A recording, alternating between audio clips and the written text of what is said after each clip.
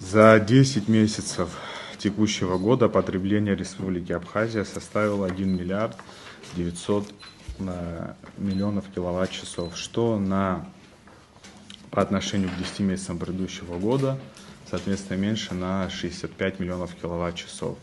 То есть это показатель говорит о том, что в Республике Абхазия сокращается валовое потребление электроэнергии, что в конечном счете влияет на объем дефицита, который формируется по году.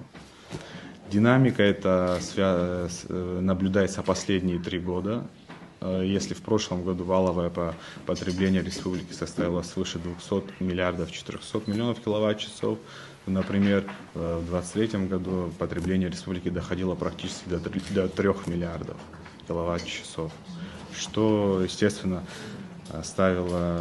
увеличило тот дефицит электроэнергии, который в республике существовал. Но последние несколько лет мы видим явную динамику на снижение вот этого уровня потребления в Республике Абхазия.